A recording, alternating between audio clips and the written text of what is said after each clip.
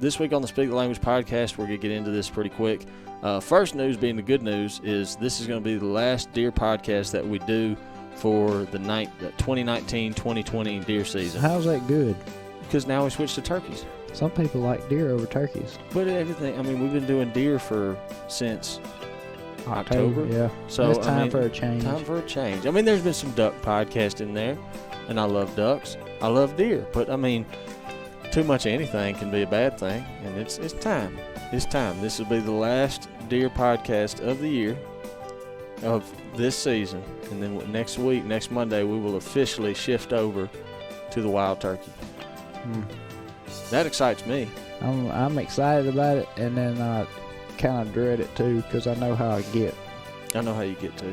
I get obsessed. Yeah. Like, I do some dirty things for a turkey. I've seen. I've done it to you. You have. Last thing before we dive into this, if you want to do us a big favor, we've hit on this before. You can head on over to our page on iTunes. Just go to iTunes and the podcast, wherever you search that. You can do it on the app on your phone or on your laptop, whatever, and search Primos Hunting. You'll find the Speak the Language podcast. Obviously, if you listen to it on there, you found it. But if you want to go and leave us a 5-star rating, that'd be fantastic. If you want to write a review, that would be even better. I probably need to go do that now. You do. You should. And honestly, the 5-star rating's all that we really care about. The 5-star rating helps us a lot. If you like the review, you can write whatever you want. It just helps that you write one. Doesn't matter what you say. You could say that Jordan talks funny and Lake sounds like an idiot all the time. I'd be like, okay, well, at least they wrote a review. As long as we get to 5 stars so people can find us better.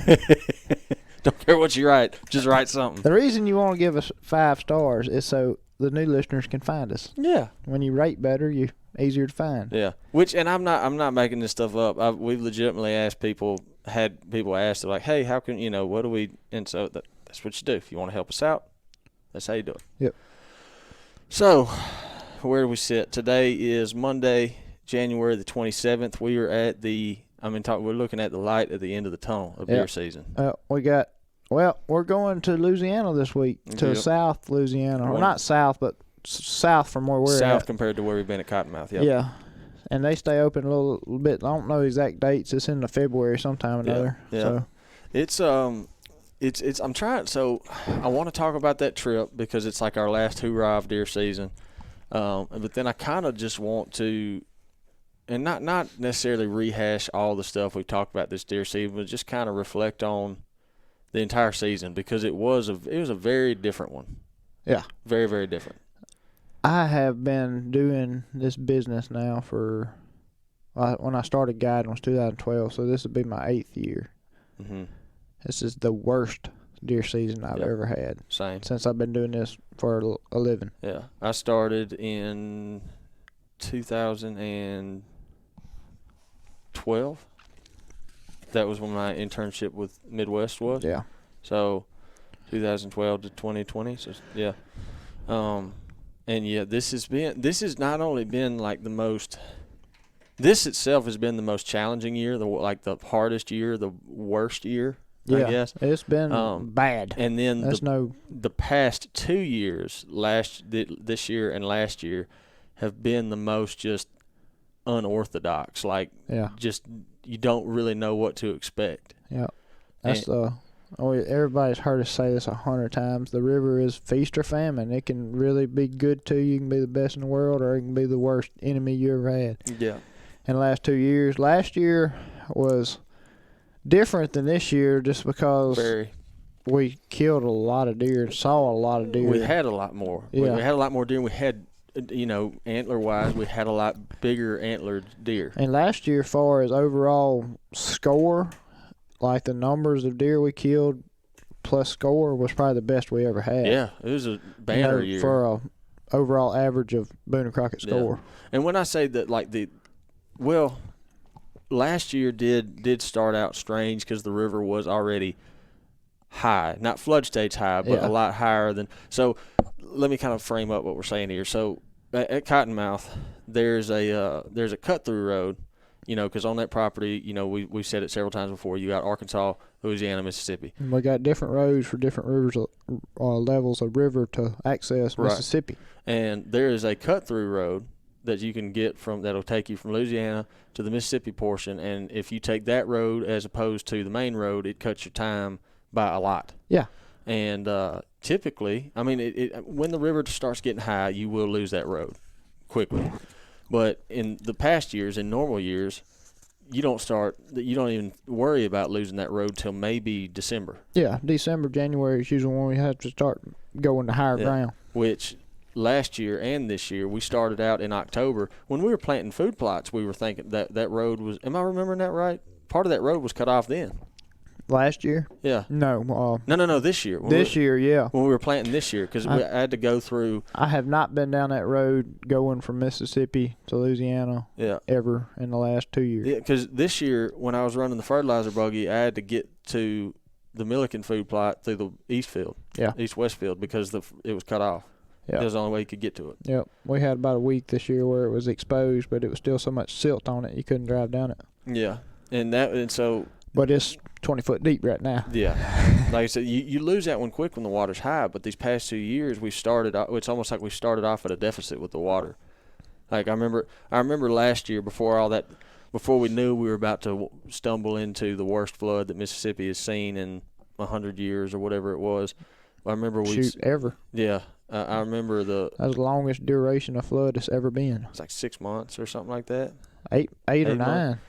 I remember us looking at that road being like that, and we were like, that scares me. Mm-hmm. Like one bad push from that river, that could kill us early. Yep.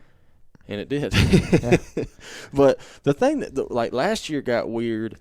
There was that, but it didn't affect us all that much. Like I said, we had a pretty good deer year. It was at the end of the season when we got up. Yeah. And he started seeing how much stress it was putting on those deer. And our bucks are starting to lose horns the second week of January last year, or antlers. So redneck term, horns. Horns. We were hunting, and like granted, we'd had a good year, so we'd had all the shows that we had to make per se, or that we thought, but it's like especially in this business and like in any other business, you don't ever want to like stop at the bare minimum. Yeah. You're like, well, if we can get a few more deer, that would give us a little bit more, cushion, more stuff to work with to make these shows work. We want to show these people that's watching our show the best we can show them. Exactly. So we're like, we've still got 2.5 weeks left of season or whatever. Let's hunt. Yeah. And I remember me, you, and Troy were hunting. I was hunting. You were filming me, and we sat on the big field that we call the Arkansas field, and we saw I don't know how many deer. That was a year ago today. Yep. And was it today? A year ago today? It was 27, 28. I think it was 27, maybe. But I remember, and tell me if because sometimes I have a bad habit of, I'll exaggerate something and not mean to exaggerate it. Like I'll just. Well, I exaggerate and mean to exaggerate. Well, you could tell me if this is exaggerated in my head or not. I thought I remembered like all the bucks we saw, anywhere from a quarter to a half of them were already starting to shed antlers. Oh, it was on that day we saw, I don't know, we saw 80 or 90 deer probably. Yeah. I mean, you're looking at a 40, 50 acre field of deer everywhere, but I remember like 2 full rack bucks. I remember, because we were like, there's a full rack one.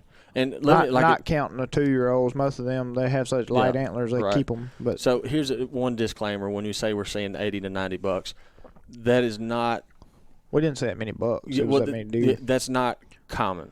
No. I mean, it's common to see now on a good cold January day on a normal year at Cottonmouth on a normal year, Arkansas field on that food plot, 40 deer is that's very outstanding. doable. Yeah. 80 to 90 deer, that is a result of that water being up so much. So understand that. Like, we don't go out there and see 80 to 90 deer every time we go. On a good normal hunt, we'll see 15 out there, 15 to 20, and that's 3 or 4 bucks. Yeah. If you see 40, you're like, man, that is a fantastic day. Yeah. But it's not unheard of. 80 to 90, that's high water. I mean, we were sitting there watching, and they just kept coming, and not a single one of them had antlers to shoot. And that's when we said, I think it's time to call it. Yep. These deer are too stressed out. Yep. It's weird. It's a weird balance, man, because you almost like, especially then, because like, I just want to leave them alone. Like, poor things are so stressed, because when we talk about it all the time, we're hunters, conservationists. Obviously, we hunt these deer. It's a blood sport. We kill them, but we also care about the populations of them. The relationship between a hunter and his quarry if you're looking at it from the outside in, it's very odd. It is. I've stood back and kind of looked, especially turkeys, because we do all this conservation and try to protect our turkeys and trapping and burning and getting all that. rid of the coons and nest predators, and then we're like, I'm ready. I gotta get one. Yeah. I was like, oh, okay. Yeah, it's a weird relationship. Yeah. And I've said that before, especially because, honestly, we don't get a lot of it here, especially, like our listeners are, unless someone just stumbles upon us that's not a hunter, that most of our guys are hunters. But I've said this before when I was talking to, I think it was, I don't remember who it was, but someone that deals with people giving them flack for hunting all the time. I'm like, look, from the outside looking in, I can understand why people are questionable about it. Yeah. Like, you're telling me you're trying to save the animals, but at the same time you're shooting them. And if someone doesn't know all the facts, you know what I'm saying? Yeah. I can see why they would be like, what? But anyhow, I could chase that rabbit hole for a while. And it's kind of, take football for instance. If you look at that, never know anything about it, you're like, this is, why do people play this? Yeah. I don't know. I guess just if you just been immersed in it, as long as we have it makes sense. But yeah, someone who's never been around it, I can see why they would have questions. But yeah, so last year's 2018 to 2019 deer season ended with us going, these deer are too stressed out. This water's about to come up. Let's leave them alone. We're done. We got enough. And little did we know that water was going to keep coming up and then stay up for 8 months. Yeah. And so fast forward to... And I pray it doesn't do it this year. Yeah. But it seems like every week when they put out or every day, every couple of days when they put out a new river stage report, the crest keeps rising a little bit. Yeah.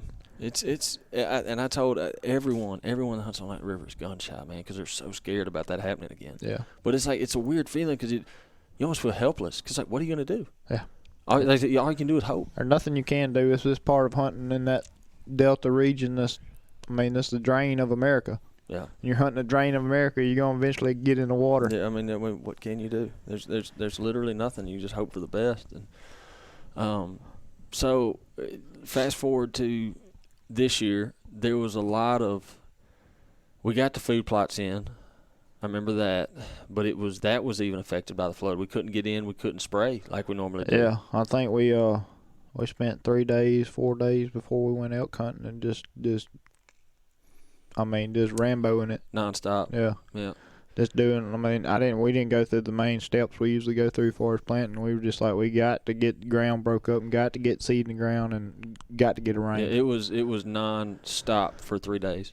Yeah. In which I'm going to give a absolutely shameless plug here. We received very good help from Amco Disc. We couldn't. And from as much time as we have spent in the past working on equipment, there's no way we could have got done this year what we got done without the help of Charlie and Amco. Charlie and Amco, and then Progressive Tractor in Lake Providence. Ain't no doubt. Because we were able to cover way more ground. We were. There's no way we would have got done what we were able to get done. Dude, I got on that tractor and did not have to get off other than greasing and putting fuel in it ever. Yeah. Just go. Yeah. Whereas what we were up against is, like I said, usually there's never like a concrete window because you're trying to time it with the rain and then when we leave for elk season and everything. But this year it was like, well, is the water ever going to come off? Yeah. And so when we were finally able to get in there, it was possible for us to disc, plant, fertilize all of Arkansas and all of Louisiana. Not all of it, but the spots with high ground we could get to. Whereas, like you're talking about with the water. Whereas Mississippi, you still could not get there. No. It was still too wet. You would have sunk every piece of equipment we had trying to get over there. Mississippi was dry, but the access over there, no way. Yeah. And our main road that we use for high water was exposed and dry, but it was washed out into the river. Yeah. It was bad. Had to get a bulldozer and skidder up there and clean all that back out. Yeah. So we did every bit that was possible for us to do in Arkansas and Louisiana in 3 days. Yeah. And that was, like I said, we were daylight to dark all 3 of those days. We planted 90 acres in 3 days. That's a lot. Not in one field. That's miles of traveling. A lot of my. Every one of them plots you had to go over. Just if nobody's listened to our planting podcast about what all we do, Mm-hmm. usually we spray and, kill all the weeds and grass out of the plot before we did. But this year we didn't even bush hog, didn't have time. Mm-hmm. We just got on that tractor and ripped it up. And by the time I got down to the south end of the property, you were coming behind me with fertilizer. Mm-hmm. And then I came behind you again and dissed it again. Yeah. And then we got wheat in, and you were putting out wheat, and I was behind you on a do-all covering that. and then when we got done doing that, Troy was on the buggy putting out brassicas. Yeah, and then Troy had to leave. Yeah. Because something, I think it was some he had to do some kind of family something. So then I was on the Ranger finishing the brassicas, and you were still do-alling. Yeah. I mean, it was a process. Yeah. There wasn't no stopping. Everyone had to pull their weight or each one of these plots has had at least four trips on it. Mm-hmm. It's not just a one pass deal and you're done. It's 4 consecutive trips to get it done right. Yeah. It was, but it worked. I mean, it made it happen, and we were just like, okay, we got these food plots in. Now let's go elk hunting. Yeah. And elk season came and went. It was a blessing. Thankfully, elk season was great. We got 2 tenths of rain in 30 days. Yeah. So that was not great. Well, then you come back for deer season, deer season opening, and everyone's kind of like, all right, what are we up against here? Yeah. I mean, because like obviously you hunt inside that levee, or you've seen high water before, but never that long. The main question was, do we have any deer we can shoot on this place? Yeah. It was you don't, and that's what I remember. We were talking. Me and Brad spent, because I hunt with Brad a lot. Me and Brad spent, especially in the early season when we first started kicking off, we spent I don't know how many hours talking about like what exactly is the effect? What's the full effect of what happened? And the best synopsis, or the best answer we could come up with, and then we had that biologist come and stop by and talk to us too, and he kind of seconded what we said. We all kind of came to this conclusion, like, no one has seen this before. Yeah. Not for that long. I don't think at that point, there was a soul that knew exactly what the effect was. Yeah, I went to the River Alliance meeting in Vicksburg before season started, and Dr. Damaris was there, and he's just a outstanding guy on deer knows research. His stuff, he knows his stuff on especially the Delta region. Like, he's studied these floods and stuff, and they were like, in 2011, we had a big die-off, and the deer came back stronger than ever that next year, but we don't know what's going to happen this year. Yeah. Never before seen this. Yeah. You can't know if you've never seen it before. Yeah. And I still, there's no, that I know of, it may be out there somewhere, I still don't know of any concrete, like, here's some of the effects. Yeah. I know what we can say from firsthand observation. And we will hear, the far as antler growth and the fawn recruitment and stuff, you'll know that come about June, July, when all the DMAPs reports start coming back. Yeah. That's when we'll have a full, we'll know what happened. Yeah. What the results were as far as up and down the river. We'll have a lot clearer picture. Yeah. I think it's safe to say that our numbers are not what they were. Oh, absolutely. Whether or not there was a big die-off, or whether or not some of those deer pushed out and left and it stayed up for so long that they just didn't come back. Maybe it was a combination of the two. I don't know. I don't know either. All I know is we don't have the deer numbers we have had. No. I don't know whether it's from them dying or, like you say, and leaving and not coming back. I do know that, if you have a flood like that or any reason to push a deer off your place and while they're having fawns, a lot of times the does will not come back if they have fawns on another piece of property. Right. They're going to stay with those fawns there. Yeah. The other thing that I thought about is, like, we always talked about, Rocker. They were like, Rocker saw several high rivers. Yeah. But he was always back in his home. And his home where he lived was always underwater. He saw high river every year but one of his life. Yeah. Just 1 year he didn't have to move. But we were like, but those times he was not pushed out for 8 months. Yeah. That's a long time. Mm-hmm. That's a very long time. So it's weird, It's give the people that don't know about the river. I didn't know about the river till I started hunting on it. And normally, on a normal year, the river comes up in end of February, March, May, April, somewhere in that area, and it'll be gone by July. Mm-hmm. June, July, it'll be back down normal. This year it didn't. So that's just kind of what normally does. So, like, for instance, like if you watch, you could go on the Primos YouTube channel and see, like, a lot of the turkey shows that we do at Togo Island. Yeah. One of the things that people always thought are cool about those is we had to boat in. Yeah.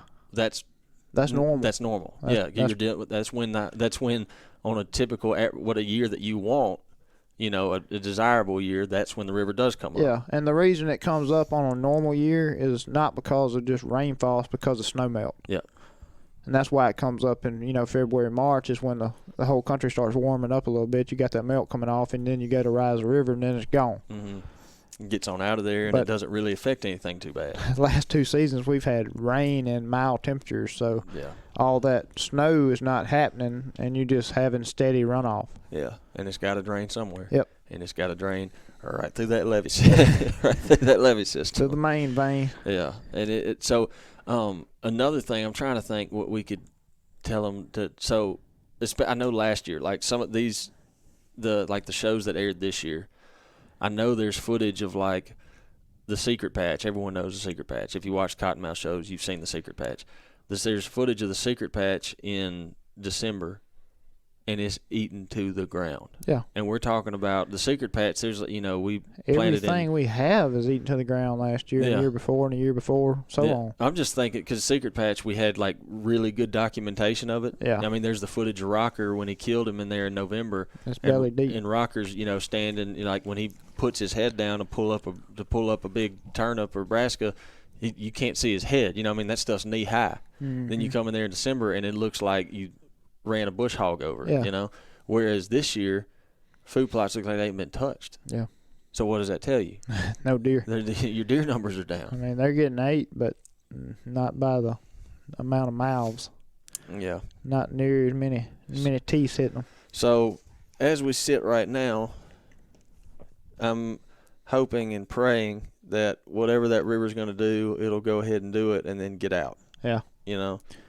After this year and coming in from last year, I am beat, mentally beat trying to figure out how to hunt this place this year. I mean, you don't know. Yeah. And then as I sit there now, like, it's hard to think, but I can't help but let my mind wander this direction. But you're like, all right, next October, what's that going to look like? Yeah. What's it going to look like? So for the people that watch our show that are listening to us, please be patient with us next fall when you start watching these deer shows. Yeah. Well, it's not going to be like normal. I'll repost this podcast back so you can know what was happening. This is what was happening. And it's not, I mean, like, I'm not making excuses. It's just what was hunting. there. It is hunting. You know, a lot of people always watch these shows and they're like, man, these guys just kill deer every time they go. And no, we don't. We don't. And you're going to see it next summer. Starting in July, you're going to see it. You're going to see the struggles we went through. It was hard. It was absolutely hard, and I'm just one of the reasons again that when I thought that this podcast would be a good idea to do is, and I've said this before, but it's been a while since I've said it, is one of my favorite things growing up watching the Primos videos. I think everyone was like this on the DVDs. They liked the porch scenes, because you kind of it was kind of your chance to hear kind of like just a sit-down breakdown of what was going on in the hunts you were watching. Yeah. And that's what I wanted out of this podcast, was just kind of just some raw breakdown of what has been happening.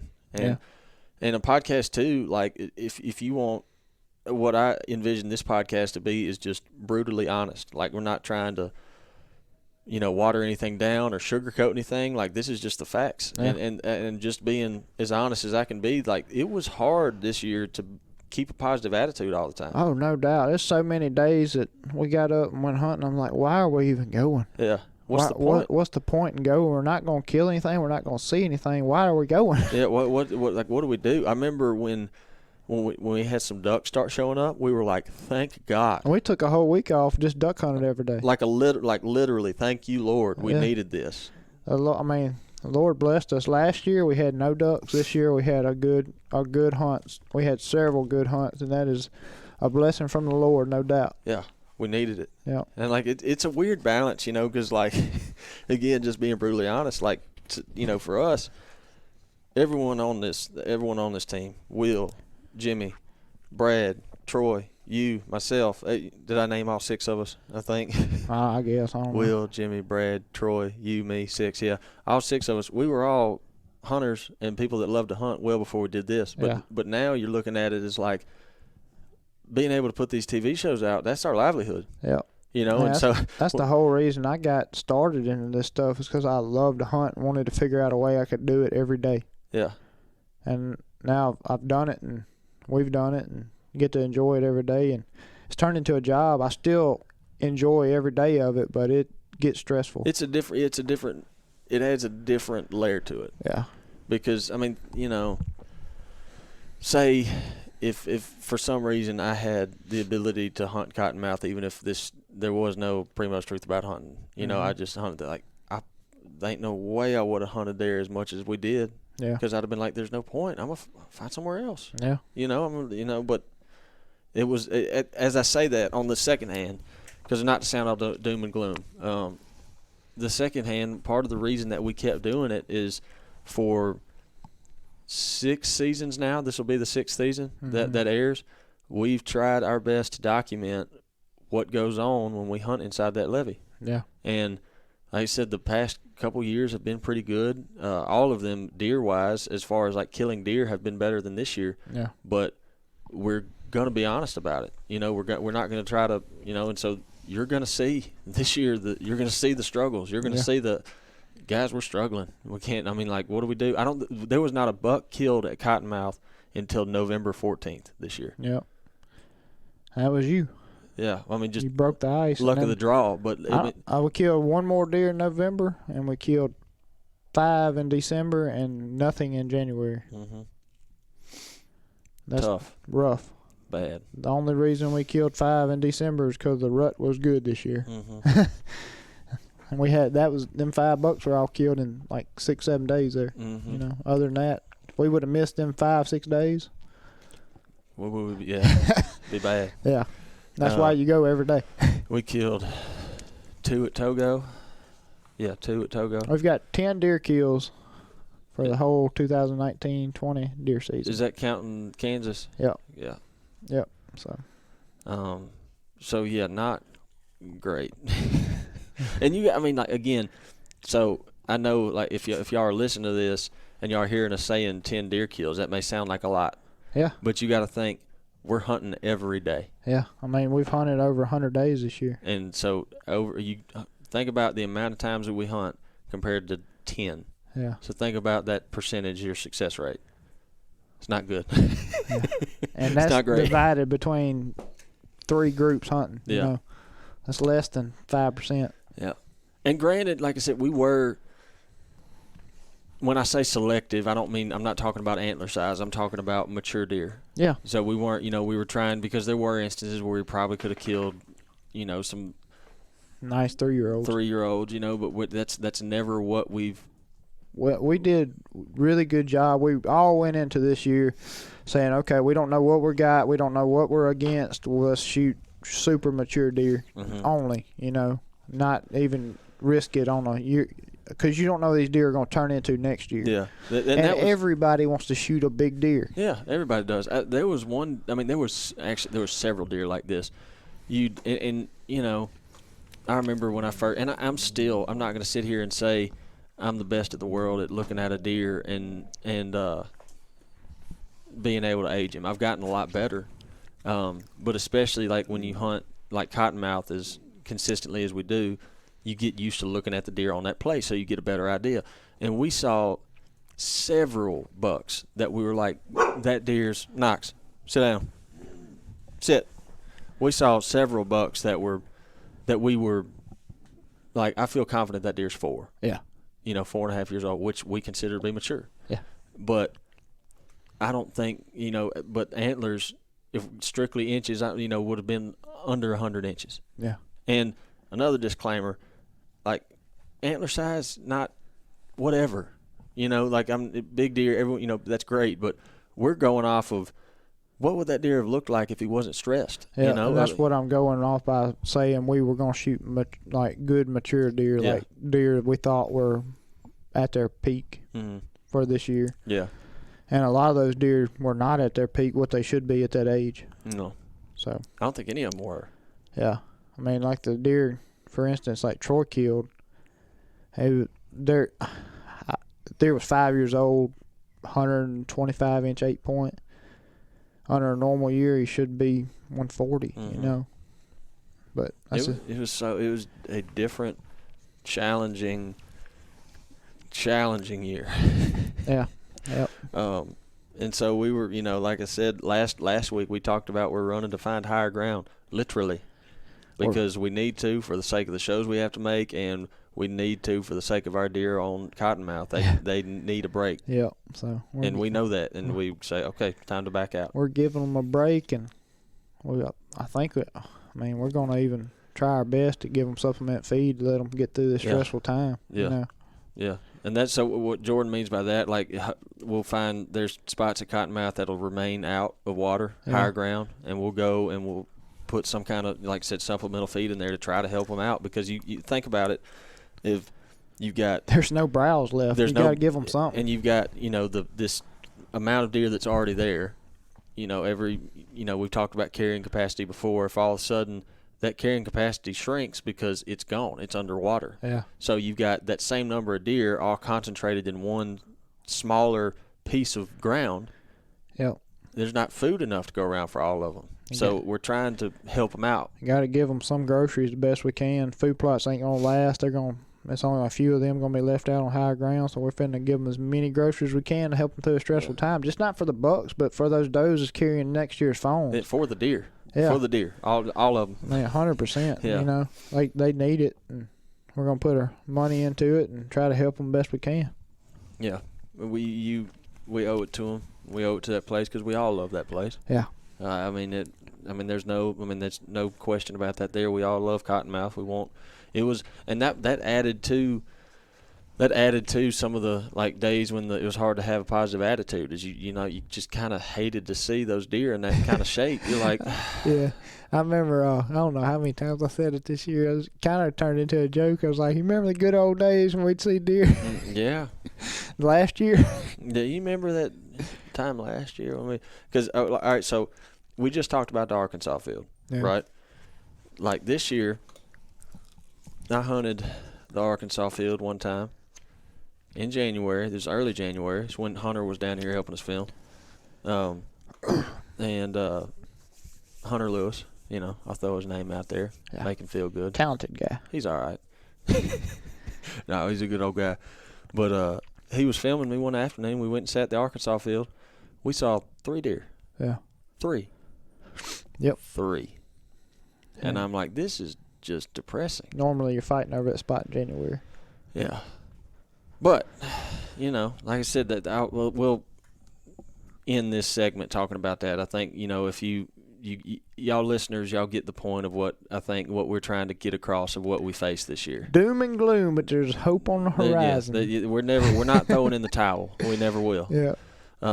Hoping for the best. I said we're going to do whatever we can. We can't control that river. We can just manage our way around it best we can. Yeah. What we have left today, like I said, today is Monday, January the 27th. We are leaving on Wednesday to go, is it Vidalia? South of Vidalia, somewhere down that way. Yeah. Louisiana. Close to the levee, but not inside it. If it was inside the levee, there would be no point. We would be in boats. Hunting season would be shut down. And we would be trying to catch fish, not kill deer.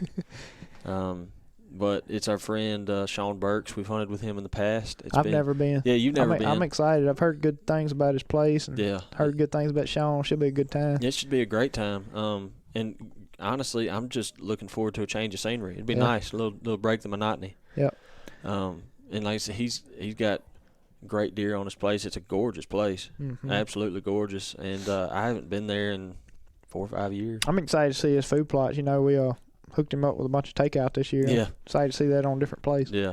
And it's like I said, it'll be just a breath of fresh air to go sit a food plot in January and see the deer that you expect to see. And not have to wear hip boots. Not have to wear hip boots. Not have to worry about, we got to leave, an hour and a half early because we got a boat in, then we got to get the ranger and taxi you here, then come back and taxi this person there. But, yeah, I'm very, very excited about this, And normally deer season's over come January 31st for us, but down there it stays open a little bit longer, so we're going to take her into February. I don't think I've ever done that before. And we have to because we need more TV shows. But like I said, this podcast is honesty. Yeah. What do you do? We got to do our job. Mm-hmm. But I enjoy it at the same time. Oh yeah, like I said, even on like the toughest day that we face, I still love it. You know, the Lord has put us in these places for a reason. We're going to learn something from it and move on. Yeah. So that's what we'll leave it off at. Hopefully, if y'all follow along the Primos social media pages, I'll be at the Instagram or the Facebook page. Y'all start seeing some updates from when we're hunting with Sean later on this week, and that will wrap deer season for us. Yep. So coming next Monday, just trying not to get too ahead of myself, we will officially switch over to talking about wild turkeys. Hallelujah. Hallelujah. Yep. Gobble, gobble, strut. Something. Yeah. And pray this turkey season is better for us than last year. Seems like we've been struggling. Golly, man. We need some help. Well, so when we were we were walking in, we got to the office today. We're in our office in Florida today. Kind of had to get in the back equipment room to be able to set up this podcast stuff and record this. But I walked past Slade's office, and I immediately heard the footage that he was working on. And I stuck my head in his office, and I said, Slade, I hear what you're editing right now, and I just would like to say first and foremost, I apologize for what you're having to do. Because here's what he was working on. There's a show that's going to air this year with our buddy Tommy Nails at Whiskey Ridge Hunts in Missouri, and he has property in Missouri and Iowa. And that was the most humbling turkey hunting week of my life. You need to stay humble. You need that. You should still be humble from that. Yeah. I'm humble for you from that whatever you did there. Yeah. I don't know what I did. I really don't. But like I missed 2 turkeys in 2 days, and then I finally killed one, and I almost lost that one. Yeah. I don't know. There's no other way to put it. I don't know what I was doing. I can't explain. You know, one of these turkeys I missed was in the wide open in a field at 30 yards. I witnessed it. Yeah, it was very disgruntled. I mean, he was not. I mean, like I said, he wasn't too far. Yeah. He was very much within.